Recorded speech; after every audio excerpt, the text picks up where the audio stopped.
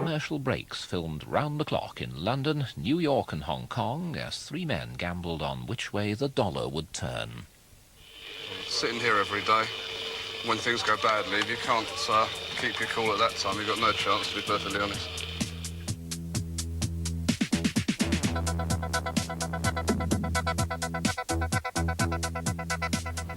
Richard Hill is one of a new breed of men around the City of London. Every day he can win or lose a fortune in a war of nerves against dedicated speculators like Ronnie Schlapfer in New York and William Wong, who plays the currency market from Hong Kong. One day in June, the three of them gambled $1,000 million. Who won?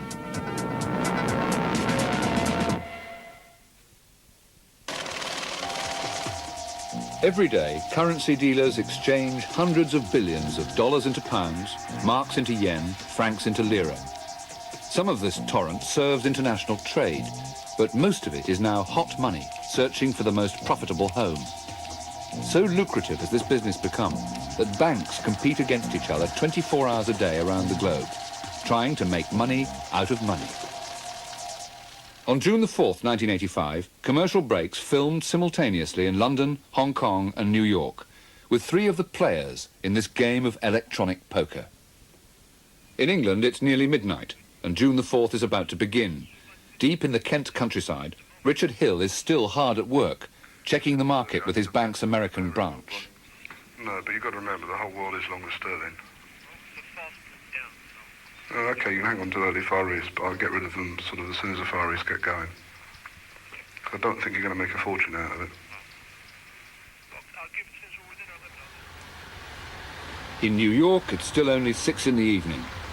Ronnie Schlapfer speculates for himself and for 13 millionaires.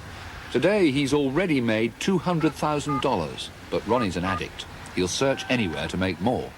Listen, can you please tell me how the quotes are for sterling and Deutschmark in Australia? Yeah, in Australia now it's 3:00. In Hong Kong, it's early morning. June the 4th has already begun.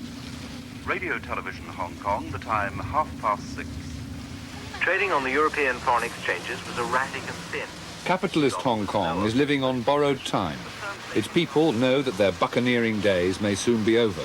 So the pace of their favourite activity, making money, becomes ever more frantic. High up in a suburban apartment block, one of the Far East's leading currency traders has just woken up. 24-year-old William Wong comes from a family of currency traders who left China 30 years ago after the communists arrived. Wong's skills are not so much a product of education as of thousands of years of Chinese trading tradition.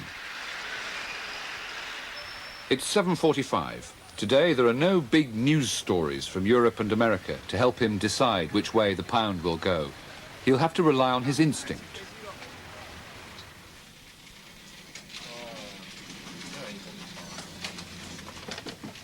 This morning, William's late. The pound is already rising. He must decide within minutes whether to jump on the bandwagon and buy some pounds in the hope that they'll go on going up. Morning. 128 now, pay 15 from Australia, I need the offer. Oh my God. Surrounded by electronic gadgetry, William is taking the pulse of a market which, at this time of day, stretches from Singapore to Tokyo.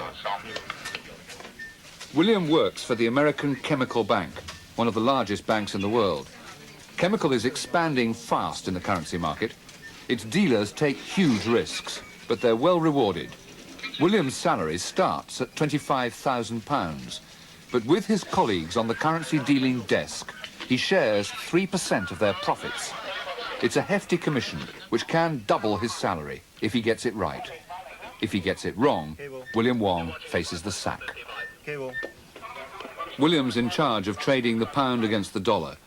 It's just 8:05. The pound is still rising, and William's being forced to make a decision. Oh my God. He buys his first £3 million with Chemical's dollars, gambling that the pound will go on up.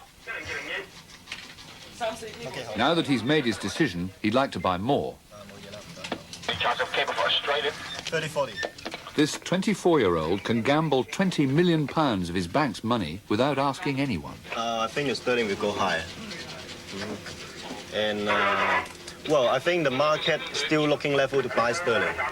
So I'm looking to buy sterling too. So that's why I'm paying 30 in the brokers and to see what's going on. If nobody want to hit me, then I will go out to buy some more. Within minutes, he's back in the market, quoting a higher price, trying to help the pound up as he steadily buys more. 40-50. Sorry? Okay. 40-50 I do. He's just bought another £1 million. By mid-morning, he's up to £21 million. It could be time to get out before the price falls. 如果上翻去70幾個頭我先 sell， 而家長喺40幾個頭可以坐。個磅咧高少少要 sell 嘅，個市開咗場。call 到 free call 係暫時嚟講快。call 咗 free call 但係倫敦就快嚟，我講科技。倫敦入嚟會買磅，會買磅，再買磅。風繼續吹啦。 Meantime, in London, it's the middle of the night, and in Connecticut, it's late evening. Back home in a house appropriate for an international speculator, Ronnie Schlapfer's checking the news for possible impact on the markets. Good evening, I'm John Rowland. Ronnie's lifestyle depends on his ability to make money for his clients. 13 very rich individuals, each with a minimum stake of $500,000. The US is just a convenient base. Ronnie is Swiss, and his clients are spread around the world. But they'll stay with him only if he delivers. Last year, he made them an amazing 50% profit. To do so, he needs to keep at it, day and night, playing whichever markets are open. His last decision of the day is to sell his remaining Deutschmarks. Hi, Brad. I think we should go square, and why don't you sell 26 million marks, and then we have a look tomorrow. Early tomorrow, we call each other, huh? For William Wong, a quick early lunch. He's worried that the pound will fall, and he's still sitting on 21 million of them. But the dealing room is never far away. He can check the latest exchange rate on a tiny portable receiver, which he carries wherever he goes. Luckily, the pound is up a bit. Now, William has decided that the pound has peaked. It's time to cash in his chips. But by the time that he sells his 21 million pounds, the market will realize what he's doing and the price might fall. So he needs a disguise. He enlists the help of the dealers of the other currencies. If they each sell 5 million pounds at the same time, the other banks won't realize what's happening and William can take his profit. But they'll have to be quick. They're just waiting for his command.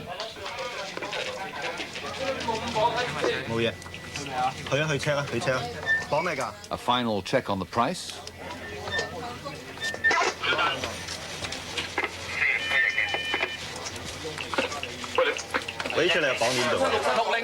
With a casual wave of 5 fingers, the first 5 million goes. The price hasn't moved yet.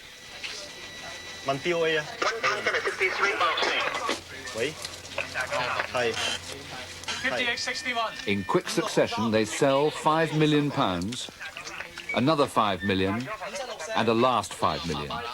And he's out. The sting has worked. A quick check on the price. Hello. 50-55. It's already down 1/10 of a cent, but William has beaten the market. It's a good morning. This morning make $20,000 US. 100% enjoy it. Once a dealer, always a dealer. All right, let's check. Radio 2. 5 o'clock news time. This is Nick Page. A bomb has been found on the steps of the Syrian embassy in London. A 4th man has been accused of belonging to a spy ring in the United States. Currency trading is an addictive business. His wife still fast asleep. Richard Hill is already getting his first fix of the day with a call to his bank's Hong Kong office to see what's happening. And to give a special warning of what he intends to do to the pound, for their ears only. OK, mate. Well, I wouldn't be too long with sterling because we'll probably try and bash it down when we get in. Try and look for a quick 50 or 60 points. I guess we do feel some pride in the pound occasionally, but it's not part of our job. I mean, primarily I'm there to make money, so if the pound's falling, I've got to take advantage of it.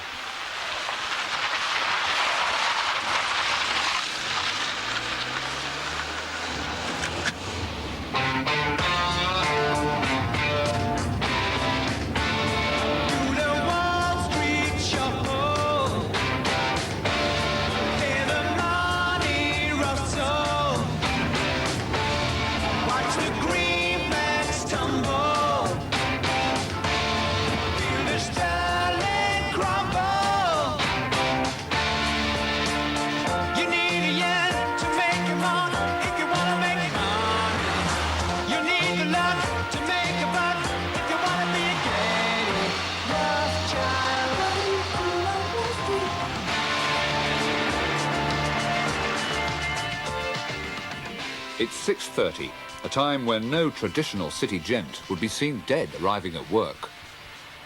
But Richard Hill is no traditionalist. More of a financial athlete than an economics scholar, he started right at the bottom in Barclays Bank. But at the age of 31, he already earns more than most of their high street managers.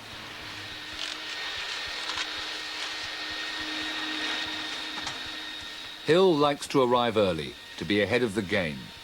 His life centres around this huge dealing room. Barclays might have a staid high street image, but when it comes to currency dealing, Richard's up there with the gamblers, and the bank loves him for it. As Barclays' sterling dealer, he sits in the hot seat on the circular currency dealing desk, surrounded by the dealers of the other currencies. I think cable will lead the way down against the cable down from dollar mark to 306. What was that? Check. Barclays treats its dealers differently to the American banks. They get no commission, but then they aren't sacked if they get it wrong. Just a gentle push sideways. Sorry? $75.80 sometime this week, but it's a matter of time. $75.80. But they're still hungry to make money. Working with tiny margins on hundreds of millions, these 8 young men squeeze every penny they can out of the market. Last year, Barclays Bank made over £100 million profit just from foreign currency dealing. It was lower. Makes any difference. At the start of the day, all the banks in the world are party to the same information. It's a question of whether you make the best use of the information during the day. Doesn't look like there's much of a trend at the moment, so as I say, we'll just play the market on people's positions, really. And take a bit of profit out of it. That still means bashing the pound this morning.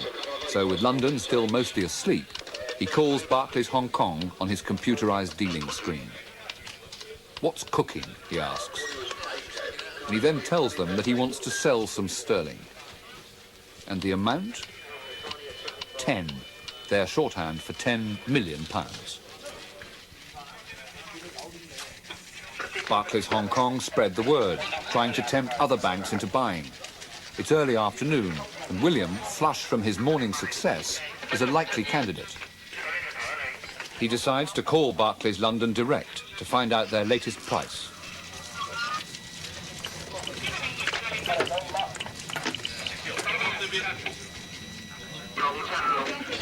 Cable, chemical, Hong Kong, 49.54. In London, Richard quotes a competitive price to tempt William into buying. And William falls for it, buying £5 million. Lose 5. 5 million of Barclays pounds have just travelled to chemical Hong Kong. As Richard sells more, the price falls. And within 10 minutes, it's down ½ a cent.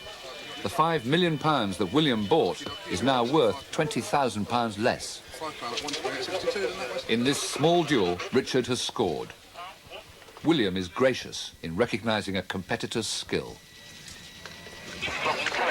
Well, it's good dealers. This one is quite good. Why do you say that?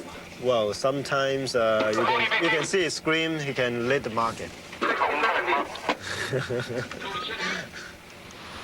It's 8 o'clock in the morning in London and the world is quiet. No coups, no assassinations, no new crises to rock the currency markets. Now Richard's boss, Chris Pavlou, has arrived. I fancy a bacon sandwich, don't you? Go on, man. You a bacon sandwich? I have a decent cup of coffee. Eh? I have a decent cup of coffee. Are you going to organise it then? Chris Pavlou used to be one of the world's biggest sterling dealers, but now, pushing 40, he knows he's too old for the game that he loves. There's nobody on that desk. It's over 35. People start in the early 20s for about 10 years, and by the time they reach their very early 30s, they had about enough. As you can see now, the market is having a small breather, but the dealers cannot afford to lose their concentration for 1 minute. They started at 7 o'clock this morning. They're going to be here at 5 o'clock. And the market, whether it's quiet or busy, they've got to keep their adrenaline going. They've got to make sure the concentration is there, just in case the market decides to erupt.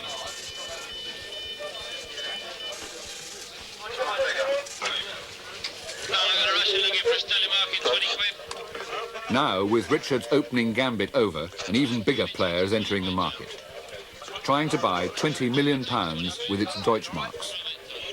Perhaps it needs these millions to buy a lot of British goods, but more likely the Russian, otherwise known as Boris, in reality the Bank of Foreign Trade, Moscow, is speculating that the pound will rise. Richard calls Moscow direct to find out what's going on, prefacing his message with the customary, "Hi, friends." They could easily be bluffing him. They could be buying a little to push the price up before selling a lot. This might be the right time. John, I think the Russians buying sterling marks elsewhere now. But Richard guesses that they must be buying from other banks too, in a big operation, as the pound begins to rise. Max, you hear that? Richard thinks Boris is buying sterling marks elsewhere. So he decides to risk jumping on their bandwagon, using the other traders to ring out and get prices so they can hit the market with tens of millions as quickly as possible. 50-55. I'm going to go and buy a bit of sterling. Looks like everybody in the market might be a bit short of sterling. It doesn't want to go down. 58-63. Take 5. His first £5 million, and with each wave, he buys another £5 million. Quickly, it's going to go up in a second. 58-68.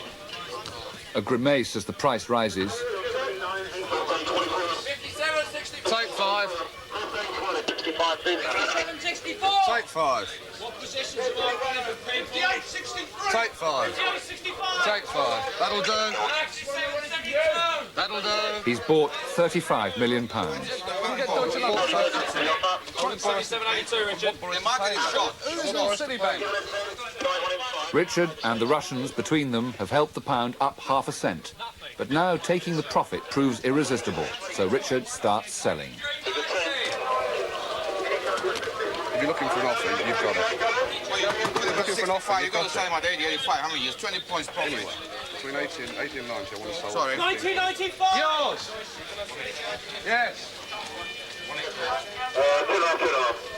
87-97. A brief speculative bubble has burst, but Richard has won again. So, as you saw, we bought £35 million. We went up 30 points. We decided to take our profit. So how much money did you make on that little bubble? I don't know, to be honest. Okay,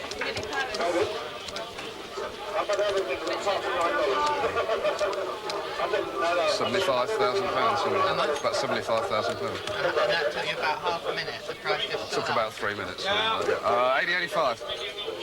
He's the best in the world because he has learned his trade the hard way. He started getting the sandwiches when he was in his early 20s, and he was kicked about by the other dealers, and he has no ego whatsoever.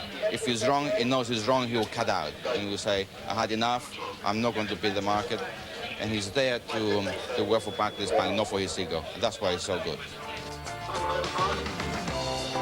64. $1.64 on the belt.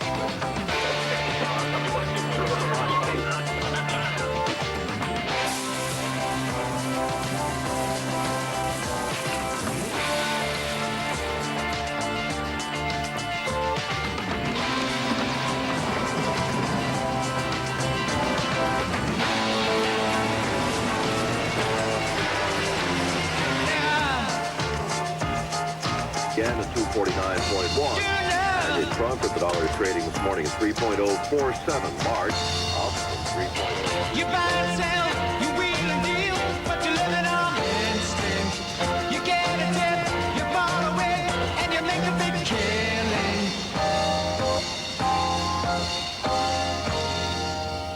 By 7 a.m., the man from Davos, Switzerland, is at work 17 floors above 3rd Avenue, Manhattan. Unlike Richard and William, Ronnie's dealing room is his own, and his business is 100% pure speculation. Sure. How do you guys see the dollar? He works with a partner, ex-Harvard man, Brad Westerfield. With their 2 young assistants, they spend most of the day sitting and waiting for the right moment to plunge in and buy. Can you talk to Mike? The thing is, if it breaks this level, I'm going to wind up hitting like a 303.90. Don't pay higher than 90. Don't pay higher than 90, okay? This morning they think Deutschmarks look good, so they're buying already. We used to be more aggressive, but the market changed completely. So at the moment, the way we trade, we just wait, and when we see a situation, then we jump in. Very fast, very quickly. Okay. And then it has to be right. If it's not right, we cut it, and then we stay away again. At 45? Oh, that's fine. Yes. Okay, thank you. Bye. Yeah, at 45. 23.5, okay? By currency dealer standards, Ronnie works long term. He might even keep his marks until tomorrow. In London, some important financial news is due in under half an hour. The latest money supply figures will almost certainly have an effect on the pound, but nobody knows which way. Richard is gambling that they'll send sterling up, so he's bought 20 million. But now sterling is falling as other dealers place their bets. It's just hovering just below my level at the moment, Do you want to cut out of it? I think I might cut it down a bit before the money supply figures, yeah. You're then gambling on something you don't know about, to be honest.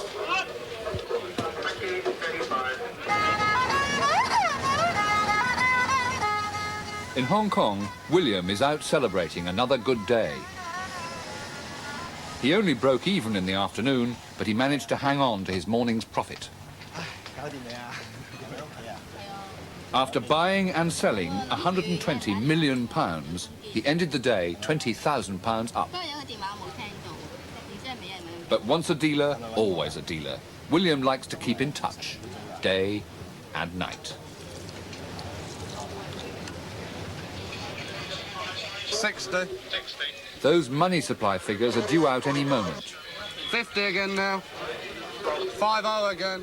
In London, as the price wobbles, tension is mounting. Okay. You turn these figures are out in about 2 seconds. Above 0.5% and the pound should rise. Below, and he'll be in trouble. What? Upper half money supply? Oh, that's the top right. It's bad news. He wants to sell, but this time he doesn't succeed in beating the fall.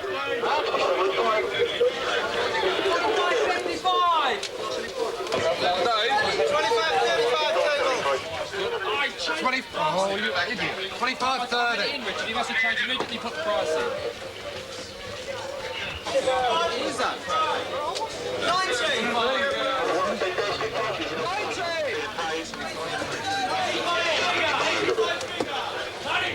70.75 cable! Oh, it's even lower. Position will be taken up by half a customer. What? 70.75, 80. 70.75. 60.70. In New York, it's now nearly noon, and they're already jumping into the market again. But not because they want to. Hi, this is CMI. Can I have a dollar mark, please? While Richard can hang on, they're being forced to quit as their marks fall. 95. Yeah, at 93. Those other people that I told you about. Yeah. And those are the ones This who... bank is playing around, he says. Just checking around the market now, we found out some Eastern Bloc countries were buying dollars and selling pounds very aggressively. And so basically we're just forced out of the position. That's something we have no control over, and we had to take a loss. We took about an $80,000 loss. If we hadn't gotten out of it so quickly, it would have probably been a loss $130,000, $150,000. And just one of those things you have no control over. And we just try to take our losses quite quickly. With the kind of trading we've done this morning, it's better to be at lunch. Is market being very active tonight? It's just erratic, up and down and choppy. Ronnie and Brad's loss for the day so far totals $70,000. Now they're out at lunch, wooing a prospective client. An inevitable question soon comes up. One of the very touchy areas that the Middle Easterners usually ask is the fee structure. Could you sort of elaborate on that a little more? Yeah, of course, there is a fixed management fee. And then we have an incentive fee, performance fee, yes. Which we charge once a year. Now that cuts in when you reach a certain figure, I suppose. Right. That's on a graduated scale, which basically amounts to levels around 20-25% of the profits. So the fees are, of course, a little bit high, but... Sure, but the growth is so dynamic, I think the fees are sort of That's overshadowed right. by... Don't forget we work 24 hours. Right. Good night, Neil. In the 10 exhausting hours that Richard's been at work, the pound has moved up and down 2 cents. He's made just under £100,000 for the bank, buying and selling 750 million of them. How does he feel about handling such huge sums? Oh, no, really. To be honest, I never really thought about it, because you do it every day. It just comes naturally. But surely his antics affect the pound. Long term, we can't have that much influence on the market. I mean, it depends so much on commercial demand. Day to day, we can probably move the rate our favour, but as I say, nothing dramatic long term.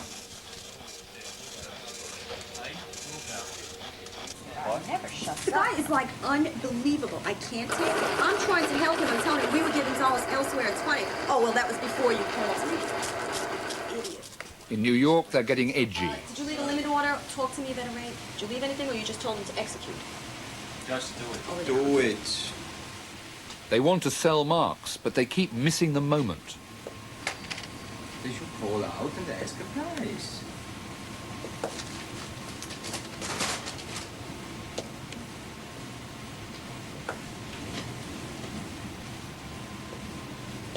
$30 bid and given.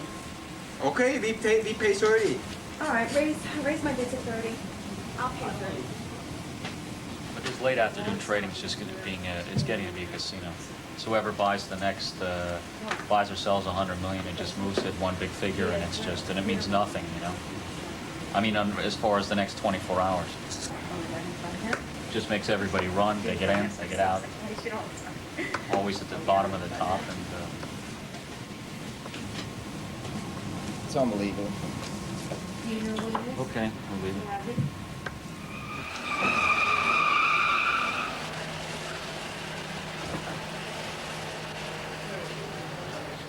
By the end of the day, Ronnie was lucky. The afternoon position with a loss turned to a profit, and he broke even. Ronnie, Richard and William, between them, made over £100,000 through this day, buying and selling more than $1 billion. They made some of that money from other dealers, but most of it comes from companies who need foreign exchange for investment and trade, and even from holidaymakers on their way abroad. The banks provide all of them with a good, busy marketplace, but by dealing so much with each other, they add to the speculative froth of what has become a very wild business. It's the price the world pays for a free market in money.